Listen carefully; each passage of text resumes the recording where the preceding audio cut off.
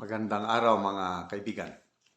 Okay, so bukas na po ang hearing sa Senado, May 7. At kinonfirma na ni Senator Bato na mag-attend si Miss Maricel Soriano. So ano ang aasahan natin kay Miss Maricel? Ang una kong vlog, kapag sabi ako na mayroong grupo, may mga tao sa analysis ko na lumapit na kay Maricel at yung may pananakot na pag nagsalita ka, pag nagsabi ka ng totoo, delikado ka.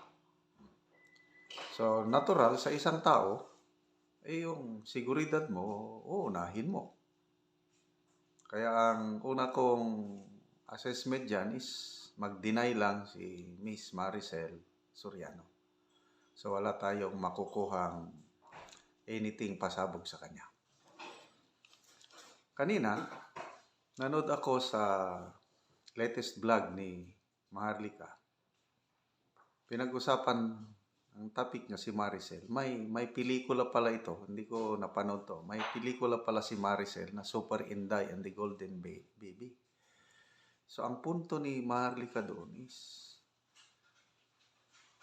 kung sakali man na magsabi ng totoo si Miss Maricel Soriano, nako, magiging superhero siya, super inday. Kasi yung pelikula na yun is parang superhero si Maricel Soriano, tagapagligtas.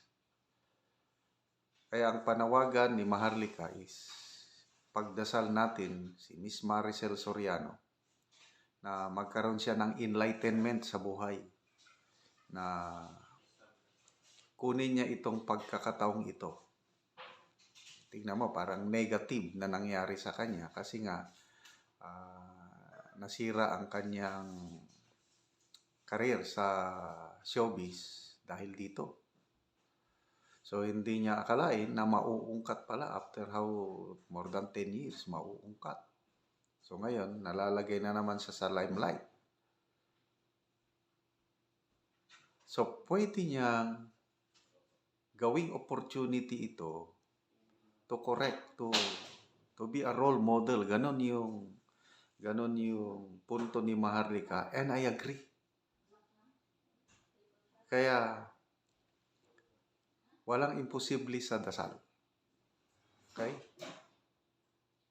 Let's join Maharlika in praying for enlightenment for Miss Maricel Soriano, na tumayo siya sa katotohanan, tumayo siya para sa kapakanan ng bayan. Kasi ang nakataya dito, ang kinabukasan ng ating bansa, ang mga anak, mga apo natin. Kasi droga na ito. Ang issue is droga. Ang issue, ang presidente noon gumagamit ng droga. So, totoo o hindi? Ganun lang yun eh. Tatanungin siya, kasi ang revelasyon na ni Agent Morales na marami nang naniniwala is nung panahon yun, ang dating Senador Bongbong Marcos gumamit ng illegal na droga at kasama si Miss Maricel Soriano. So tatanungin, totoo ba? May ganito? So pwede yung hindi. Pag ganun ang sabi niya, wala na. Hindi mo na yan mapilit pag hindi.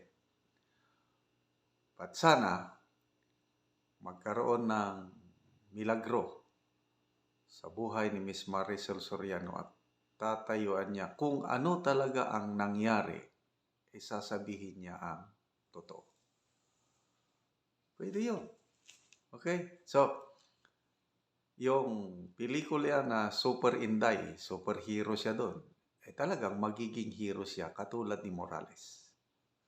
So, may nabasa ko sa mga comments, may lalabas na 3M na superheroes. Ano yan? 3M. Maharlika, Morales, Maricel. Sa ngayon kasi, 2M pa lang. Morales and Maharlika, sila yung mga bagong bayani. Sila na yung Diego and Gabriela Silang. Si Morales at saka si Maharlika. Sana madagdagan ng another end. Si Maricel, Super Inday. Okay. So, naikwento rin ni Maharlika doon yung may napanood daw siyang interview kay Maricel Soriano na naikwento ni Maricel yung pinagdaanan niyang hirap sa buhay. Nung una daw, hirap na hirap sa buhay itong pamilya ni Maricel Soriano na halos walang makain. So, naantig ang damdamin ni Maharlika, awang-awa siya sa kay Maricel at naniniwala si Maharlika na may mabuting kalooban itong si Maricel Soriano. Ako, last week, first time kong mapanood, meron siyang vlog eh. Nakalimutan ko na ano. I think nag-subscribe na ako dun eh. Kasi nung bata rin ako, nanonood ako sa John and Marcia. Di ba?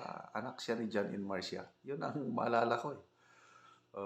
Tapos yung mga sumunod niya, mga pelikula, nanonood ako kasi magaling na artista itong si Maricel Soriano. Pwedeng comedy, pwedeng drama, pwedeng ang action eh.